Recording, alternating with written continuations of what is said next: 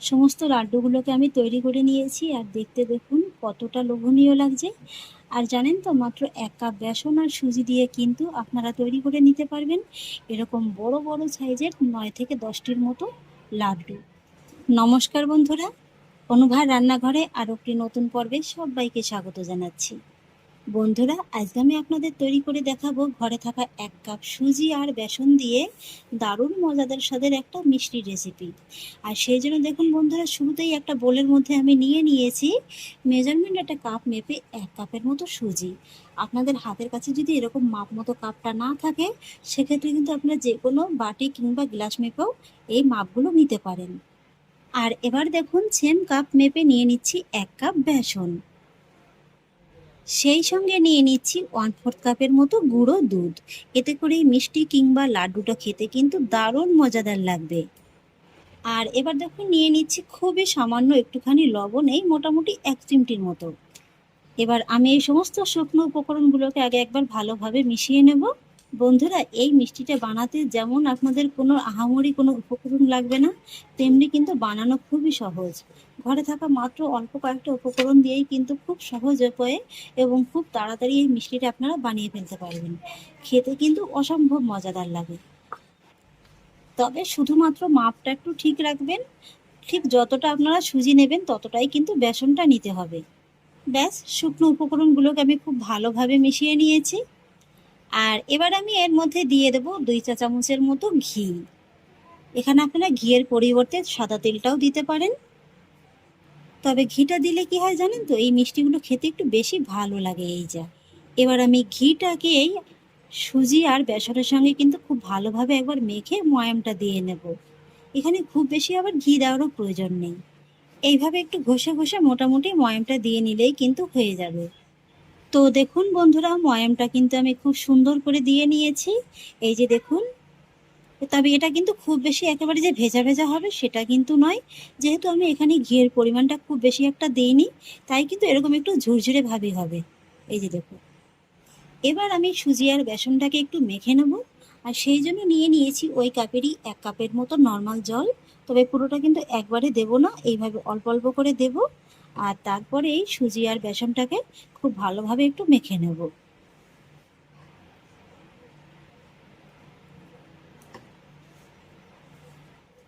তো দেখুন বন্ধুরা, অল্প অল্প করে জল দিয়ে কিন্তু আমি মণ্ডটাকে খুব সুন্দর করে মেখে নিয়েছি। আর এখানে এই যে সুজি আর বেসনের যে মণ্ডটা আছে না, এটা কিন্তু খুব বেশি একেবারে যে শক্ত সেটাভাবেও মেখে নিলে হবে না, আবার একেবারে যে নরম করে মেখে নিলেও কিন্তু হবে না। হালকা একটু নরম করে মেখে নিতে হবে। আর মেখে নেওয়ার পরে আপনারা দেখতে পাবেন যে এই মণ্ডটা এভাবে একটু ভাঙলেই আপনারা বুঝতে পারবেন এর ভিতরে কতটা দানাদারের মতো সৃষ্টি হয়েছে। এই যে দেখুন, এবার আমি আপনাদের জলের মাপটা দেখিয়ে দিচ্ছি। এই যে দেখুন বন্ধুরা, 1 কাপ জল নিয়েছিলাম, পুরোটা কিন্তু লাগেনি, 1/3 কাপের মতো জলটা কিন্তু লেগেছে। সুজি আর বেসনটাকে আরেকটু ভালোভাবে মেখে নেওয়ার পরে এবার আমি মণ্ডটাকে এইভাবে একটু রেস্টে রেখে দেবো মোটামুটি 5 মিনিটের মতো। 5 মিনিটের মধ্যেই কিন্তু এটা আরও খুব সুন্দরভাবে একদম সেট হয়ে যাবে। 5 মিনিট হয়ে গেছে, মণ্ডটা কিন্তু আরও ভালোভাবে একটু সেট হয়ে গেছে। আর এবার আমি মণ্ডটা থেকে এইভাবে একটু মোটামুটি 3টির মতো একটু লেচি কেটে নেব। না, এখানে আমি মোটামুটি 4টির মতো লেচি কেটে নিয়েছি। লেচিগুলো হাতের সাহায্যে একটু মোটামুটি একটা গোল শেপ দিয়ে নেব। আর এবার লেচিগুলোকে আমি একটু বেলে নেব। এখানে এই লেচিটা খুব বেশি পাতলা কিংবা খুব বেশি মোটা করার কোনো প্রয়োজন নেই, মোটামুটি একটা শেপ দিয়ে বেলে নিলেই হয়ে যাবে। আর বেলার জন্য কিন্তু আলাদা করে কোনো আটা কিংবা ময়দারও কোনো প্রয়োজন নেই, যেহেতু এটা একটু শক্ত করে মাখা হয়েছে। তো এই যে দেখুন বন্ধুরা, একটা রুটি কিন্তু আমি বেলে নিয়েছি।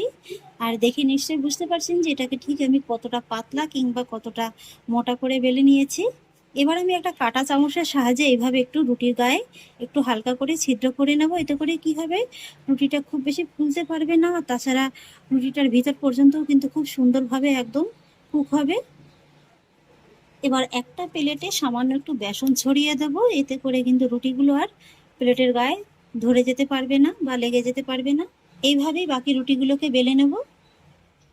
রুটিগুলোকে আমি খুব সুন্দর করে বেলে নিয়েছি। আর এবার আমি রুটিগুলোকে ভেজে নেব।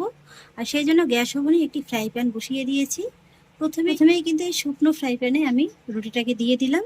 এবার গ্যাসের ফ্লেমটাকে মিডিয়ামে রেখে প্রথমে রুটিটাকে এইভাবে একটু উল্টে পাল্টে এপিট এপিট করে হালকা করে সেঁকে নিতে হবে।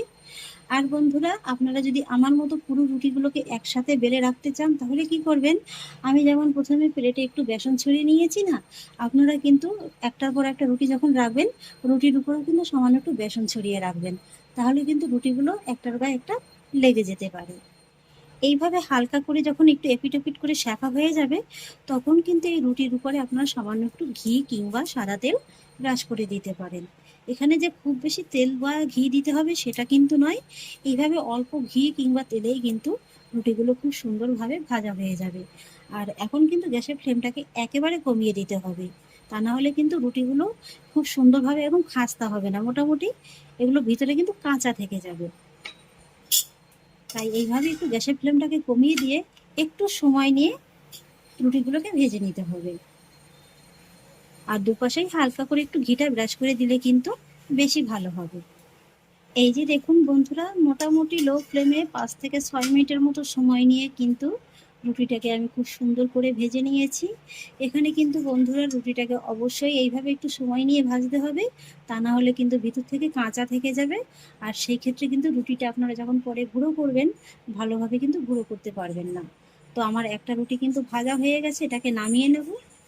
একই রকমভাবে বাকি সব রুটিগুলোকে আমি ভেজে নেব। এই তো বন্ধুরা, এক এক করে সমস্ত রুটিগুলোকে কিন্তু আমি ভেজে নিয়েছি। একটা প্লেটে আমি রুটিগুলোকে নিয়ে নিয়েছি। আর এবার কিন্তু এই রুটিগুলোকে খুব ভালোভাবে একটু ঠান্ডা করে নিতে হবে। আর এবার আমি এই একই ফ্রাই প্যানের মধ্যে ভেজে নেব এই 1 টেবিল চামচের মতো সাদা তেল। শুকনো খোলায় মোটামুটি লো ফ্লেমে 4 থেকে 5 সেকেন্ডের মতো একটু ভেজে নিলেই কিন্তু হয়ে যাবে। তবে তিলগুলো দেওয়ার আগে কিন্তু প্যানটাকে অবশ্যই একটু ভালোভাবে পরিষ্কার করে নেবেন। তিলগুলোকে আমি খুব সুন্দর করে ভেজে নিয়েছি। এখন যেহেতু প্যানটা খুবই গরম তাই কিন্তু এই তিলগুলো ভাজতে খুব বেশি একটা সময় লাগবে না। এবার আমি গ্যাসের ফ্লেমটাকে অফ করে দেব। আর তারপরেই ভাজা তিলটাকে অন্য একটি জায়গায় নামিয়ে এটাকেও ভালোভাবে ঠান্ডা করে নেব।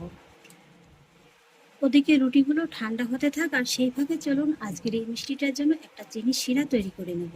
আর সেই জন্য ফ্রাই প্যানের মধ্যে নিয়ে নিচ্ছি ওই একই কাপ মেপে 1 কাপ চিনি, সঙ্গে নিয়ে নিয়েছি 2টো ছোটো এলাচ সুন্দর একটা ফ্লেভারের জন্য।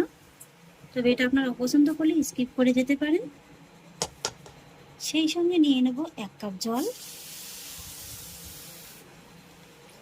মিডিয়াম ফ্লেমে আমি এবার চিনি শিরাটাকে তৈরি করে নেব। আর সেই জন্য প্রথমেই কিন্তু চিনিটাকে জলের সঙ্গে একটু ভালোভাবে গলিয়ে নেব। তো দেখুন বন্ধুরা, চিনিটা কিন্তু জলের সঙ্গে খুব ভালোভাবে গলে গেছে। আর এবার আমি এর মধ্যে অ্যাড করব সামান্য একটু কেশর, এতে করে রং এবং গন্ধ দুটোই কিন্তু খুব সুন্দর আসবে। তবে এটাই সম্পূর্ণ অপশনাল, আপনাদের হাতের কাছে যদি না থাকে কিংবা এর ফ্লেভারটা যদি আপনারা অপছন্দ করেন তাহলে কিন্তু পুরোপুরি স্কিপ করে যেতে পারেন। এবার কিন্তু মোটামুটি আরও আমি 3 থেকে 4 মিনিটের মতো সময় নিয়ে এই চিনি শিরাটাকে একটু জাল করে নেব। এই তো বন্ধুরা, এখানে কিন্তু আমার একটা ঘন চিনির শিরা তৈরি হয়ে গেছে। এই শিরাটা কিন্তু খুব বেশি একেবারে পাতলা হবে না, এইভাবে একটু হাতার পিছনে নিয়ে চেক করে দেখবেন আঙুলের সাহায্যে। এই যে দেখুন, যদি দেখেন যে এইভাবে খুব সহজে একদম একটা একতারের মতো সৃষ্টি হচ্ছে তাহলেই বুঝবেন যে শিরাটা একদম পারফেক্টভাবে তৈরি হয়েছে। এই যে দেখুন, এবার কিন্তু আর চিনি শিরাটাকে জাল করে নেওয়ার কোনো প্রয়োজন নেই, সঙ্গে সঙ্গে গ্যাসের ফ্লেমটাকে অফ করে দিতে হবে। আর তারপরে শিরাটাকে কিন্তু এইভাবে একটু রেখে দিতে হবে যাতে করে হালকা করে একটু ঠান্ডা হয়ে যায়। আর এদিকে দেখুন, রুটিগুলো রেখে দিয়েছিলাম, রুটিগুলো কিন্তু খুব ভালোভাবে একদম ঠান্ডা হয়ে গেছে। আর ঠান্ডা হওয়ার পরে কিন্তু রুটিগুলো এইভাবে খুব সহজেই একদম আপনারা টুকরো করে নিতে পারবেন। এই যে দেখুন,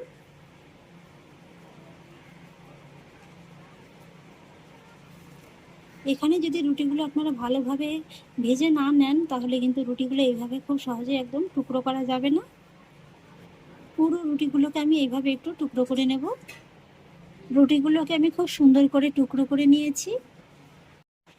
এবার আমি রুটির টুকরোগুলোকে একটা মিক্সচার জারের মধ্যে নিয়ে নেব। আমি যেহেতু ছোট জারটা নিয়েছি তাই কিন্তু 2 বারে এই রুটিগুলোকে একটু গুঁড়ো করে নেব।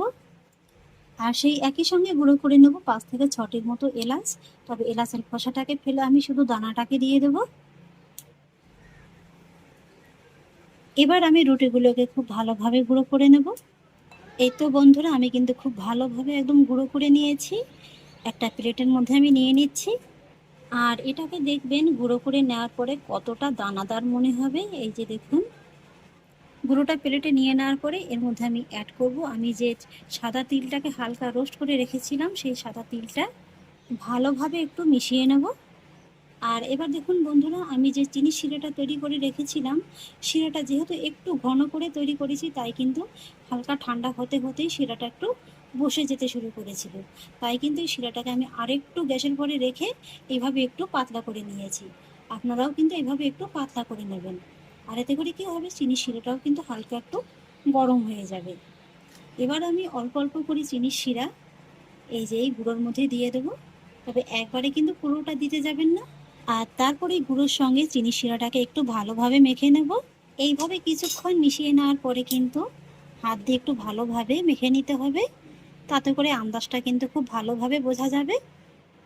যেহেতু এখানে চিনি শিরাটা একটু হালকা গরম আছে, আর এই যে সুজি আর বেসনের যে রুটিটা না, এটা গুঁড়ো করার সময়ও কিন্তু হালকা গরম হয়ে যায়।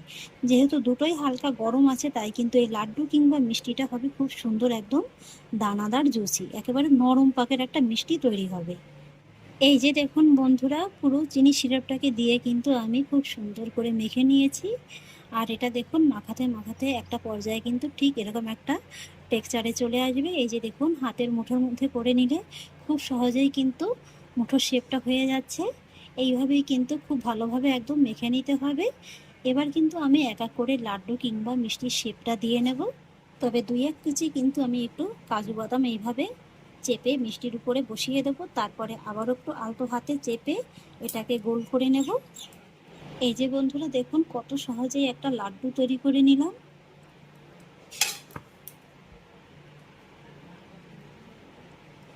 বাকি লাড্ডুগুলোকেও ঠিক একই রকমভাবে আমি তৈরি করে নেব। আরও একটি লাড্ডু আমি তৈরি করে নিলাম। এই যে বন্ধুরা, সমস্ত লাড্ডুগুলোকে আমি তৈরি করে নিয়েছি, আর দেখতে দেখুন কতটা লোভনীয় লাগছে। আর জানেন তো, মাত্র 1 কাপ বেসন আর সুজি দিয়ে কিন্তু আপনারা তৈরি করে নিতে পারবেন এরকম বড় বড় সাইজের 9 থেকে 10টির মতো লাড্ডু। দেখুন বন্ধুরা, কতটা সুন্দর হয়েছে। এগুলো এতটাই নরম আর দানাদার হয় যে মুখে দেওয়া মাত্রই কিন্তু একেবারে মিলিয়ে যাবে। এই যে দেখুন, নিশ্চয়ই দেখে বুঝতে পারছেন যে এটা কত সুন্দর হয়েছে। এই মিষ্টিটি দেখে কিন্তু কেউ বুঝতেই পারবে না যে 1 কাপ সুজি আর বেসন শুধুমাত্র একটু জলের মধ্যে গুলেই এত সুন্দর একটা মিষ্টি বানানো যায়। আর এর যে কতটা টেস্ট, আপনারা কিন্তু বাড়িতে তৈরি না করলে বুঝতেই পারবেন না। এই যে দেখুন কতটা জুসি আর কতটা দানাদার হয়েছে।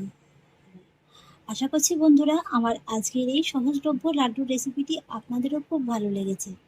যদি ভালো লেগে থাকে তাহলে আমাকে অবশ্যই একটা লাইক এবং কমেন্ট করবেন, সেই সঙ্গে বন্ধুদের সঙ্গে শেয়ার করবেন। আর প্লিজ বন্ধুরা, যদি আমার পরিবারের নতুন সদস্য হয়ে থাকেন তাহলে একটা সাবস্ক্রাইব করে পাশে থাকা বেল আইকনটি প্রেস করে দেবেন। ফিরে আসছি এরকমই পরের অন্য কোনো নতুন রেসিপি নিয়ে। সবাই ভালো থাকুন, সুস্থ থাকুন, ধন্যবাদ।